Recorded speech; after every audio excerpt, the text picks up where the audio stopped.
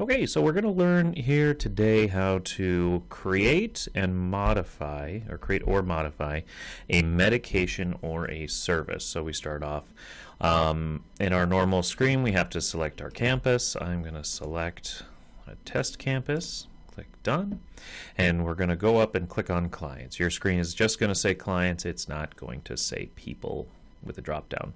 And then select the client that you want to make the change to. So first thing we're going to do is create a new medication.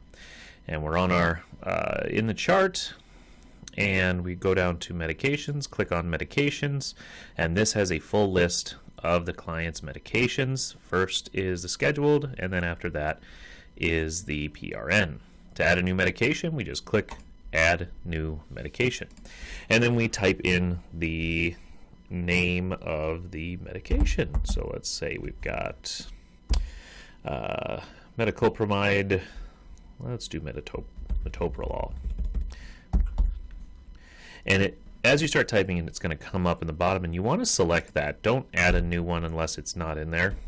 Select your strength, and this is your unit dose. So if you have 50 milligram tabs, you're going to say 50 milligrams. If you have 25 milligram tabs but take 2, you're going to put 25 milligram here, and in the instructions write to take 2 tabs. So unit dose is the strength. For route, we're going to select from the menu. If it were by mouth, we'd select by mouth, or G2. We're going to say G2 for this individual. Indication is going to be high blood pressure. So this is a scheduled medication. We come down, this is the start date and start time. It's going to round up to the nearest hour from when you create the new medication by default. So if I got my order from the doctor earlier today and I gave that first dose already at 8 a.m., but now I want to document it, I need to change this right here. Otherwise, that first dose isn't going to show up. This is only true for the first one. So if this was an 8 a.m. medication that I already gave, because it showed up, but I'm just now getting a chance to document it, I'm going to change that time to 7 a.m. so that I can actually get that first one to show up. End date optional. If it's like a 7-day run, a 10-day run of an antibiotic or something, you can select that.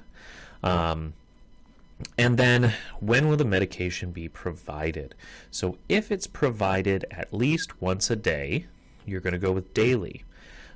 If it's not at least once a day, you could do every X days for, every 3 days, for instance, for a scopolamine patch, or in a medication that's given once a week, do every 7 days.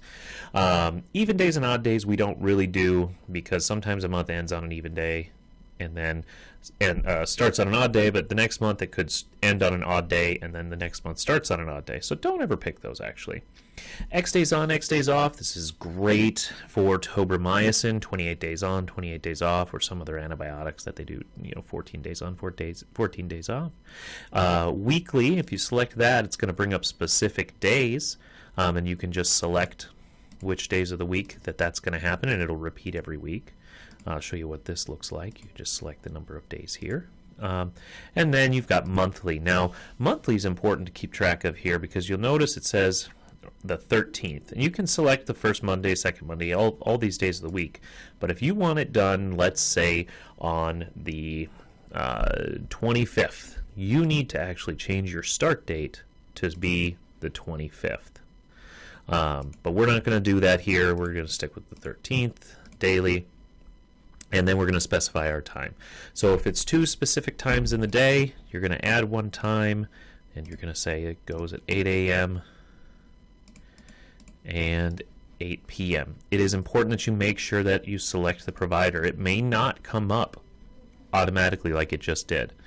The other question, so maybe this person gets up at a different time during the day, and you want to say, well, this is just a morning med, it's an AM med. You can go to simplified times and then select AM, midday, PM, overnight, and those medications they show up at a certain time on the schedule, and then they're there all day until you get them done. So AM is going to start showing up at 7 a.m., midday at noon, PM at 3 p.m., bedtime at 9 p.m., overnight shows up at midnight on the next day. So we could say AM, and here you see we need to select the provider, and it gives us the whole list. We have to select the client we're working with. John Vent is my client. I'm going to select them. And then we come down to the setup and assist. So if we always put pharmacy for the setup. It is always pharmacy. That's the only option there. For assist, it's generally speaking going to be nurse, but if we're working with one of the clients where a PCA could give the medication, we do need to select PCA. So if your client has PCAs that administer medication, you need to put PCA. We're just going to put nurse for now. And instructions, we're going to write out the whole order. So we've got 50 milligram tabs, but the order, let's say, is 100 milligrams. So I'm going to say give 2 tabs, 100 milligrams, via G-tube, daily in AM. Now down here on the pharmacy, if you have a pharmacy loaded in here, you could put this. This is all actually optional, so I'm not going to get into that. And then you click save. But maybe it's a PRN. So I just scroll up to the top here. When I put my metoprolol 50 milligrams in, we're going to go click on PRN. And then down here, a new section shows up, and we can see medication will be provided every X hours or up to X times a day. And you can actually use both of these in combination. Like for loperamide, you might give that every hour, but you're only going to give it up to 4 times a day for diarrhea. For this one, we're going to say up to 1 time a day or 2 times a day. And set up, it went back to pharmacy and nurse because that's what was on there when I hit the button, but now we're going to make sure that our instructions say give 1 tab PRN BID for systolic blood pressure greater than 190.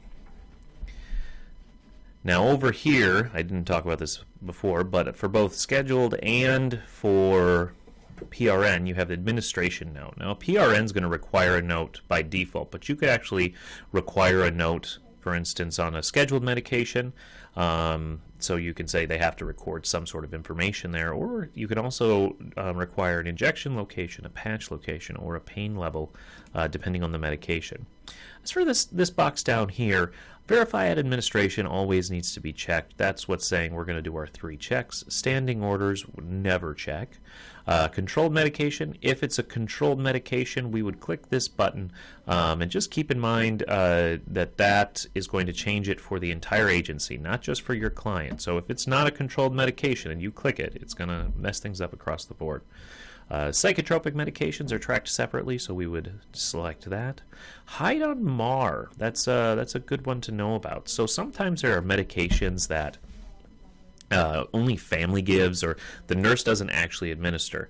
Maybe it's a special shot that somebody gets that's real unique, so family wants to do that themselves once a month. We still want it to show up on the med list, so when we give that to the doctor, they know what they're getting. But we also don't want it to show up for a nurse to administer. So if that happens, we're going to do 2 things actually. First, we're going to come up here and we're going to go to either self or family. Let's say family does it. But we're also going to click hide on MAR. And what that's going to do is it's going to make it so it doesn't show up on our MAR every day, but still shows up on the list of medications when we go to the doctor and give them our good list of accurate medications. Crushable we would select if the medication is crushable. So for that PRN, we can go ahead and click save, and that's going to show up in our PRN medications. I'm going to go back now and not save it because I want to show you how to edit a medication. So let's say we are changing the gabapentin. Alright, so I clicked on that medication. Again, we were just in the medications menu, starting in the profile, click medications, find that medication in our current medication list, and here we can do a few things. We can edit, reschedule, hold, or discontinue. We don't actually use the reorder function. So I'm going to edit this medication because we got a new concentration, and now actually we're getting a 500 milligram per 5 mil concentration of the medication, and we'll go down, and it's still for pain, it's still via G-tube. pharmacy and nurse, that's all the same. Well, we notice this isn't clicked, so I'm going to click that. But our dose changed. So now, because the strength doubled, now we only need 2 milliliters at that time and 4 milliliters at that time. And then we can go ahead and click save. But right here it says you've made changes to the medication strength or instructions. Do you want to discontinue and restart this medication to preserve charting history using the old information? Almost always want to click this because it's going to DC that old order and save a new one. So I'm going to click that, and this is the equivalent of yellowing something out on your MAR and then writing a new order, except it gets done in one click. Okay, so I've changed that medication. It's now 500 milligrams per 5 mils, and when we go inside and look, these instructions have also been changed. Now let's take a look here at reschedule. So maybe we want to reschedule just this one med. Currently it's given once a day at 8 p.m. We want to reschedule it, actually, because we've noticed that there's a morning dose that isn't being documented in here. So right now we just have 8 p.m., so we need to add that 8 a.m. time. Now I just clicked Add New Time, and we're going to go to 8 a.m., and the provider automatically showed up here, but you may need to select that on your own. And then you can click on Save. All these other options are available. When should the current schedule end? So maybe this change is happening tomorrow, and we want to say it starts tomorrow at 7 a.m. We could do that. Or maybe it's starting next week on Monday at 7 a.m., and then that first 8 a.m. medication will show up then. And when should this new schedule start? We would also want to change that over to be the same time. And you may find a use case where you have to do that slightly differently, but you can always call your case manager and ask. So I'm going to go ahead and set it to do this immediately as of today and click Confirm. The other thing you can do is you can change the schedule for all of the meds that are given at a specific time. For instance, the 8 a.m. meds, you could reschedule all of them by going to Schedule. We started here. We're going to go to Schedule. I'm going to go, it's still allowing me to do this. Here we go. So I want to make all of these 8 a.m. medications actually 8:30 a.m. because he's getting up a little bit later. He's got some new sleeping meds, and he's sleeping better, and we want it to be accurate. So I just change the time and the provider, click Save, and now all of those 8 a.m. meds are now 8:30 a.m. Here in the History menu, this is all the medications that have previously been in the current medications, but they've been discontinued. And if you ever accidentally discontinued something, you could just jump right over here and click Restart. So that's medications. Services are very, very similar. We start in the profile view, scroll down, go to Service Plan. And on Service Plan, we can see all of our activities. Now, you might notice here we've got equipment maintenance, equipment maintenance, equipment maintenance, equipment maintenance, equipment maintenance.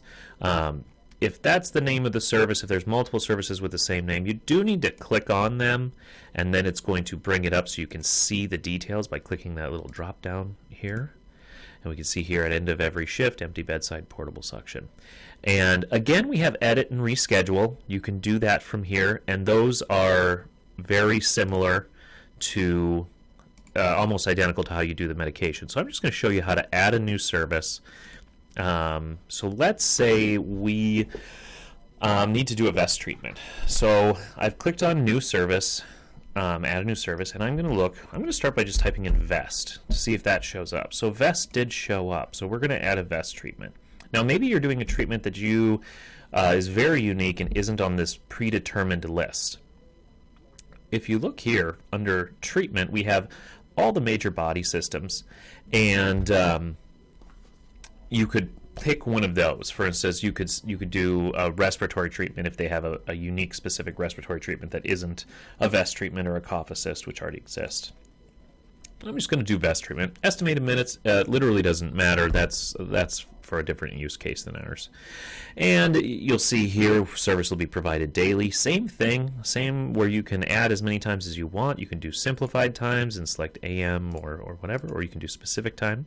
You do need to select your provider, and then you can write what it is. Vest treatment times 30 minutes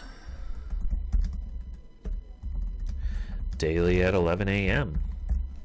and then click save, and then that's going to automatically show up in your today screen, so you can do that stuff.